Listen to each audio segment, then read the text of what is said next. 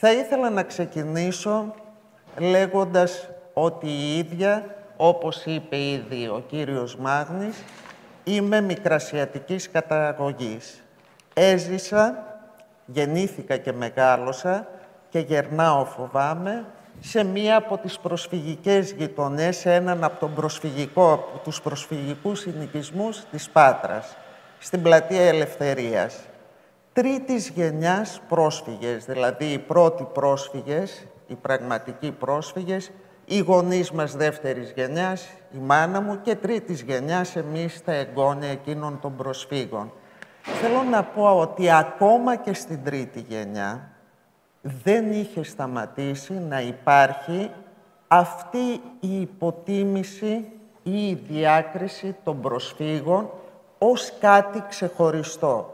Ξέρετε, πολλοί από τους πρόσφυγες μίλαγαν σπαστά ελληνικά ή μίλαγαν τουρκικά, κυρίως οι ανταλλαγέντες, οι άνθρωποι που ήρθαν από την Καπαδοκία, περιοχή Ικονίου, οι λεγόμενοι Καραμανλίδες. Ένας τέτοιος Καραμανλής ήταν ο παππούς μου.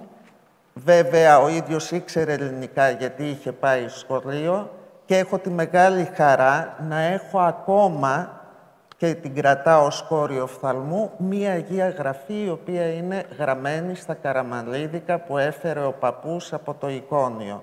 Είναι δηλαδή με ελληνικούς χαρακτήρες, τα λόγια όμως, οι λέξεις, είναι τουρκικές. Και θυμάμαι ότι όταν ήμασταν παιδιά, διαβάζαμε άνετα, ελληνικά ήτανε, αλλά βέβαια γινόμασταν έξαλλοι ως παιδιά, πώς είναι δυνατόν, τι είναι αυτό το πράγμα, να μην καταλαβαίνουμε. Θέλω λοιπόν να πω και κυρίως να τονίσω, επειδή ως παιδί εγώ μεγάλωνα επί Χούντας, κυρίως στη Χούντα η διαφορετικότητα, και θυμάμαι ότι είχα μία άρνηση για τη γιαγιά και τον παππού, επειδή δεν μιλάγανε σωστά ελληνικά, κυρίως η γιαγιά. Επειδή δεν μιλάγανε σωστά ελληνικά, γιατί αυτό έκανε διαφορά και κατέτασε την οικογένεια σε κάτι άλλο, όχι τόσο αυθεντικά ελληνικό. Ας το κρατήσουμε αυτό, ότι ακόμα και ειδικά σε συνθήκες όπως ήταν η Χούντα, η ελληνικότητα να ορίζεται με προσδιορισμένο τρόπο και με αυταρχικό τρόπο, πώς ξεχώριζε ανθρώπους ακόμα και τρίτης γενιάς.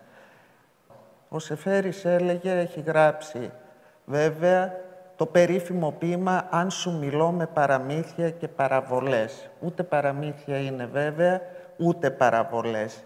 Αν θέλουμε να δούμε τη γεωστρατηγική, γεωπολιτική κατάσταση σήμερα, ας γυρίσουμε όχι για να κάνουμε σύγκριση, ούτε να κάνουμε προβολή ακριβώς του παρελθόντος στο παρόν, αλλά να δούμε πώς οι απλοί άνθρωποι στην καθημερινότητά τους, οι απλοί καθημερινοί άνθρωποι όπως είμαστε όλοι μας, μπορούν να συγκρουστούν κάποια στιγμή με τη μεγάλη ιστορία.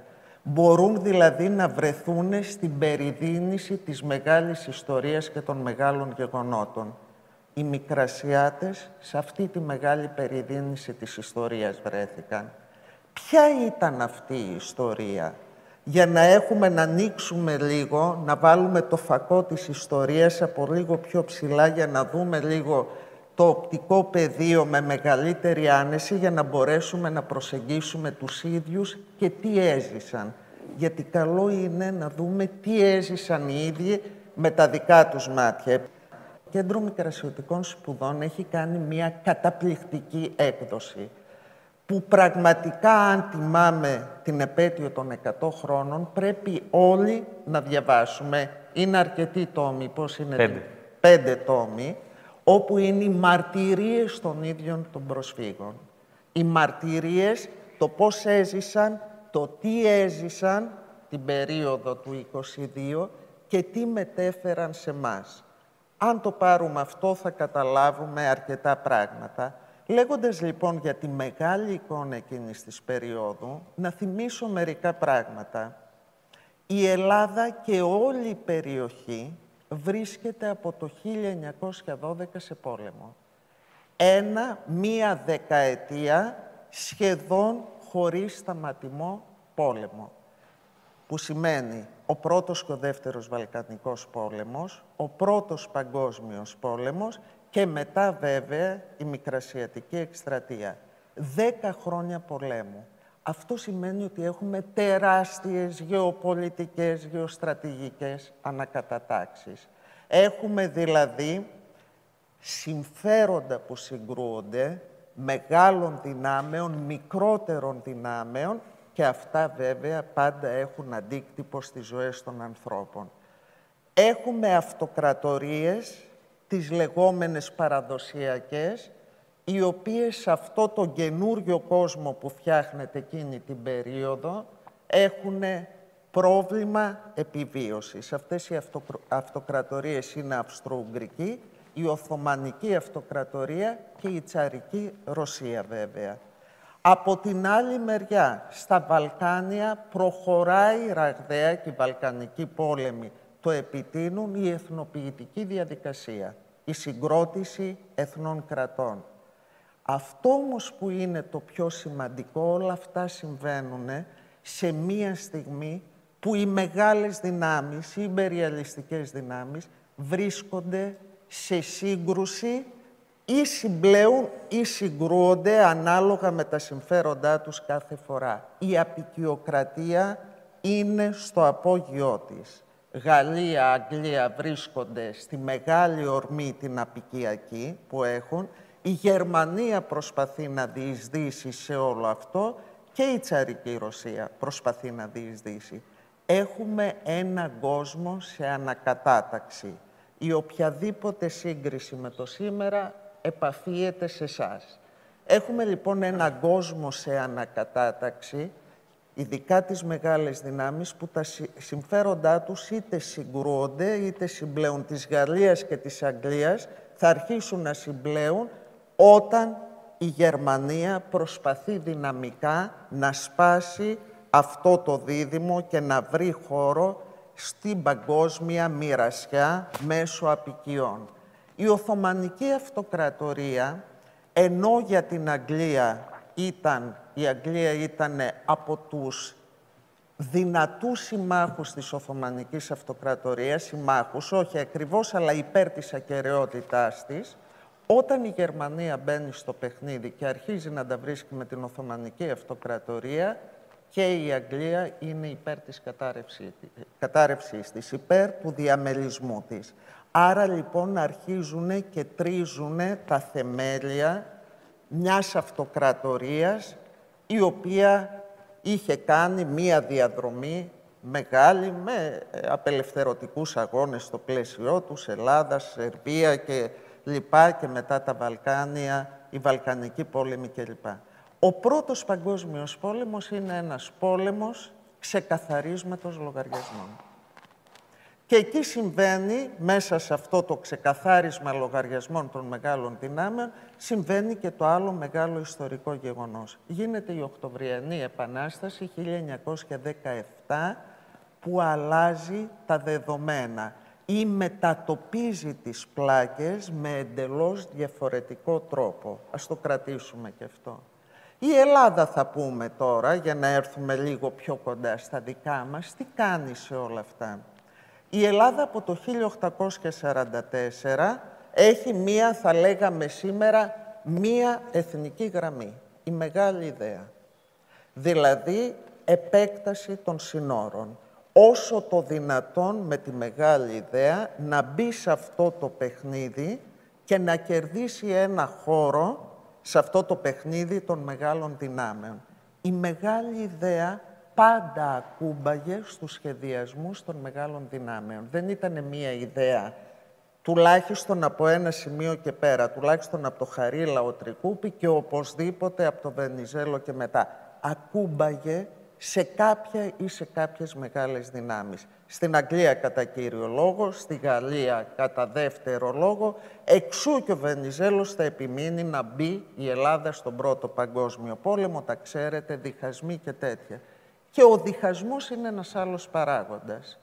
Όταν λοιπόν τελειώνει ο Πρώτος Παγκόσμιος Πόλεμος και αποφασίζεται ο διαμελισμός της Οθωμανικής Αυτοκρατορίας, η Ελλάδα παίρνει την εντολή με τη Συνθήκη των Σευρών το 1920 που γράφτηκε, την εντολή την παίρνει το 1919, να πάει στη Μικρά Ασία. Στη Σμύρνη με εντολή να επιβάλλει τους όρους της ειρήνης στην περιοχή. Προσέχτε εδώ. Εδώ είναι το κρυφό, γιατί πολλές φορές και με τον κύριο Μάγνη το συζητούσαμε όσο ετοιμάζαμε την ημερίδα, ποιος φταίει. Στην ιστορία δεν αναρωτιόμαστε ποτέ ποιος φταίει, είναι πώς φτάσαμε στα γεγονότα αυτά. Πώς φτάσαμε σε αυτή τη δραματική κορύφωση του 1922. Μπαίνει λοιπόν με εντολή να επιβάλλει τους όρους ειρήνης της συμφωνίας, της συνθήκης των Σευρών. Τώρα, τους όρους ειρήνης και σε ποιο έδαφος? Η Οθωμανική Αυτοκρατορία διαμελίζεται η Κωνσταντινούπολη υπό συμμαχικό έλεγχο και από εκεί και πέρα η Ελλάδα στην περιοχή της Σμύρνης, ας πούμε χοντρικά στην Ιωνία, πιο κάτω η Ιταλία, η Γαλλία, η Αγγλία στα βόρεια, στον Πόντο ας πούμε, και μόνο στο κέντρο αφήνεται ο Οθωμανικός στρατός εκεί όπου θα πάει ο Μουσταφά Κεμάλ. Εκεί δηλαδή μένει ένα παλιό Οθωμανικό έδαφος. Πώς ζουν οι Μικρασιάτες όλες αυτές τις αλλαγές? Και εδώ έχει σημασία για να τους αφήσουμε να μιλήσουν και αυτοί. Όσοι έχετε ζήσει με Μικρασιάτες, αλλά και στην έξοδο μπορείτε να το διαβάσετε, είναι σχεδόν κοινός τόπος. Λένε ένα πράγμα. Εμείς ζούσαμε μια χαρά μέχρι που ήρθε ο ελληνικός στρατός και ο απόλυτος δαίμονας είναι ο Μουσταφά Κεμάλ. Και μάλιστα είχε μεταφραστεί η έξοδος ένας τόμος στα τουρκικά και επειδή τον γράφει ο μεταφραστής, γράφει Σεϊτάν στα τουρκικά για τον Μουσταφά Κεμάλ, απαγορεύτηκε ο τόμος ή έγινε δικαστήριο κατά του μεταφραστή και είχαμε πάει να τον στηρίξουμε στην Τουρκία για να μην καταδικαστεί ο άνθρωπος για τη μετέφραση ότι... Δηλαδή έχουμε ένα πριν και ένα μετά στη συνείδηση αυτών των προσφύγων. Εμείς ως απομακρυσμένοι από τα γεγονότα βλέπουμε τη διαδικασία. Οι ίδιοι τι ζήσανε. Λένε λοιπόν ένα πριν που ζούσαμε μια χαρά. Διαβάστε τη Διδό Σωτηρίου, τα περίφημα ματωμένα χώματα. Μου επιτρέψει μια ερώτηση. Ναι. Το ερώτημα μου είναι, όταν ο ελληνικός στρατός κάνει απόβαση στη Σμύρνη, οι Σμυρνοί τον υποδέχονται με σημαίες. Δηλαδή, ναι, ζούσαν καλά, αλλά την άφιξη τη χαιρέτησαν. Δεν λέω ότι έχουν συνευθύνη, θέλω να πω ότι δεν ήταν μια άφιξη που τους βρήκε κουμπωμένους. Αυτό ήθελα ακριβώς να πω και καλά κάνετε και μου κάνετε την ερώτηση. Τι ζούσαν πριν και τι είναι αυτό το μετά και για ποια στιγμή του ελληνικού στρατού μιλάνε, και καλά κάνετε αυτή την ερώτηση, γιατί δεν μιλάνε ευθύς εξ αρχής για τον ελληνικό στρατό. Τι ζούσαν πριν? Μία πολιτική εξουσία σχεδόν αόρατη, το Σουλτάνο. Μία πολυεθνοθρησκευτική αυτοκρατορία, αόρατη σχεδόν η πολιτική εξουσία, μία θρησκευτική εξουσία παρούσα, μέσα από πάρα πολλούς θεσμούς, από τις εκκλησίες, τις ενορίες, την εκπαίδευση, η οποία εκπαίδευση έρχεται από την Ελλάδα, οι δάσκαλοι, τα βιβλία και όλα αυτά. Έχουν λοιπόν η ταυτότητά τους είναι... αρχίζει και συγκροτείται σε αυτό τον κόσμο που αλλάζει σε σχέση με το ελληνικό κράτος, αλλά αυτό είναι το ταυτοτικό του ζήτημα. Δεν τους εμποδίζει πουθενά το να είναι Έλληνες, το να κοιτάνε προς το ελληνικό κράτος, να ζουν στην Οθωμανική Αυτοκρατορία, κάτω από την πολιτική εξουσία του Σουλτάνου, κάτω από τη θρησκευτική εξουσία, με τους δασκάλους τους, με όλα αυτά. Πότε αρχίζει αυτή η ταυτότητα και γίνεται συγκρουσιακή με το Οθωμανικό τους περιβάλλον? Πρώτον, όταν ανεβαίνουν οι Νεότουρκοι, όταν η πολιτική εξουσία προσπαθεί να διευθετήσει το χώρο και να βγάλει απ' έξω όσους δεν είναι στην ταυτότητα που προωθεί η πολιτική εξουσία. Το πρώτο όριο λοιπόν που αρχίζουν να βάζουν είναι οι Νεότουρκοι. 1908. 1908. Εκεί αρχίζουν και καταλαβαίνουν τι σημαίνει μπαίνουμε σε μία εθνική συγκρότηση τουρκική που αρχίζει να αφήνει κόσμο απ' έξω. Ακόμα περισσότερο τους γίνεται συνείδηση και κοιτάνε περισσότερο προς το ελληνικό κράτος όταν έρχονται οι πρώτοι πρόσφυγες μουσουλμάνοι από τα Βαλκάνια. Εκεί λοιπόν που είναι οι γειτονιές τους, τα χωριά τους, οι πόλοι τους, σε αρμονία ζουνε πολλά χρόνια μαζί, ξαφνικά έρχεται ένα προσφυγικό στοιχείο που έχει υποφέρει, που φεύγει από πόλεμο, που φεύγει από διωγμό και ο οποίο αυτό στοιχείο φοβάται να βλέπει χριστιανούς κοντά του. Δεν θέλει να βλέπει, και οι νεότουρκοι βέβαια το εργαλειοποιούν αυτό στο μη περαιτέρω. Αρχίζουν να φοβούνται επίσης όταν αρχίζουν οι πρώτες συζητήσεις του Βενιζέλου με τους νεότουρκους για ανταλλαγή πληθυσμών. Το 1914, αν δεν κάνω λάθος, γίνεται η πρώτη συζήτηση να γίνει ανταλλαγή πληθυσμών.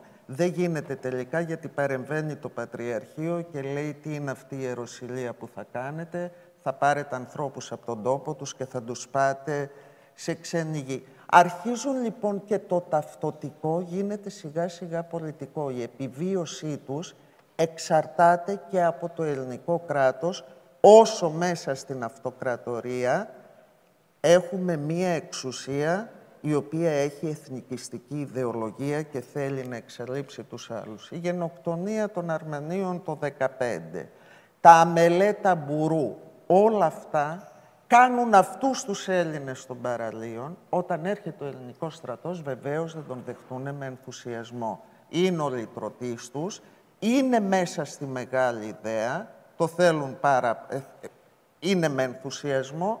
Προσέχτε, αυτό στα παράλια, στην Καπαδοκία, Εικόνιο, δεν έχουν καταλάβει πολλά πράγματα, ζουν σε άλλο κόσμο. Ο Πόντος όμως είναι μία άλλη περίπτωση, ο οποίος εξεγείρεται επίσης, ο ποντιακός ελληνισμός. Έχουμε διαφορετικά πράγματα. Όσο ο ελληνικός στρατός νικάει και όσο ο Βενιζέλος είναι στην εξουσία, τα πράγματα πηγαίνουν καλά, αν και αρχίζουν αυτό που λέμε η μεγάλη τριγμή στο έδαφος, όταν η ζωή των ανθρώπων αρχίζει να χάνει την καθημερινότητά της. Και πώς χάνεται η καθημερινότητα? Μπαίνει ο ελληνικός στρατός, ας πούμε, στο Αηδίνι, κάνει κατάληψη του Αηδινίου, αλλάζει εντελώς η φυσιογνωμία της πόλης, έρχονται Τούρκοι, παίρνουν το Αηδίνι, ξαναλλάζει η φυσιογνωμία του τόπου. Τι σημαίνει αλλάζει η φυσιογνωμία του τόπου? Πυρά, κάψιμο, έξοδος πληθυσμών, είτε της μίας ή της άλλης πλευράς, ο τόπος τους δηλαδή ανακατεύεται εντελώς. Η επιβίωσή τους εξαρτάται του καθενός των Ελλήνων από το αν θα νικήσει ή όχι ο ελληνικός στρατός. Δηλαδή, εκεί που ήταν σε μια άλλη πραγματικότητα, παίρνουν θέση. Εκ της ιστορίας παίρνουν θέση. Ή θα κερδίσει αυτός ο στρατός ή πάμε χαμένοι. Αυτά κυρίως στα παράλια και βεβαίως στον Πόντο, που είναι η μεγάλη ιστορία. Πριν κλείσω, θέλω να τελειώσω με ένα πράγμα. Πώς αλλάζουν τα πράγματα και ποιος φταίει επειδή επανέρχεται και 100 χρόνια μετά αυτή η ερώτηση. Οι γεωπολιτικές και γεωστρατηγικές ανακατατάξεις είναι τόσο γρήγορες και τόσο μεταβαλλόμενες που είναι δύσκολο για την Ελλάδα να τις παρακολουθήσει. Έχουμε από τη μια μεριά το Λένιν από τη Ρωσία, ο οποίος Λένιν τι φοβάται? Προσέχτε τώρα πώς συγκλίνει η Ελλάδα να βρεθεί, ενώ είναι σύγκρουση μεγάλων δυνάμεων, να βρεθεί αυτή η σύγκρουση να συρρικνωθεί ανάμεσα στην Ελλάδα και στην Τουρκία. Ο Λένιν λοιπόν φοβάται πάρα πολύ ότι η Αγγλία κυρίως θα είναι κάτω από τα πόδια του στην Τουρκία, σε ό,τι έχει απομείνει από την Οθωμανική Αυτοκρατορία. Η Αγγλία και η Γαλλία εντελώς διαχωρίζουν τη θέση τους. Η Γαλλία αρχίζει και στηρίζει τον Μουσταφά Κεμάλ.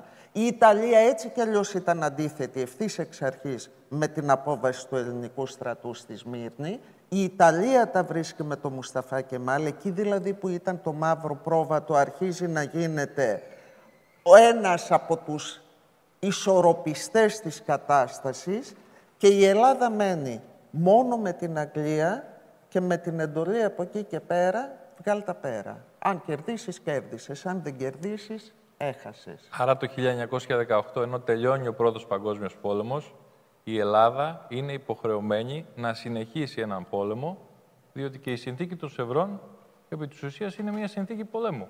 Πρέπει να την επιβάλλει. Πρέπει να επιβάλλει την ειρήνη. Πολύ ωραία το λέτε και έχοντας τη μεγάλη ιδέα. Είναι μια ευκαιρία για την Ελλάδα, η μεγάλη ιδέα. Μπαίνοντας όμως, αλλάζοντας οι γεωπολιτικές, γεωστρατηγικές ισορροπίες, υποχρεώνεται να πολεμάει, βεβαίως. Έχουμε την αλλαγή του 1920 των εκλογών. Και εκεί με τις εκλογές, η ήττα του Βενιζέλου είναι καθοριστική από ποια άποψη?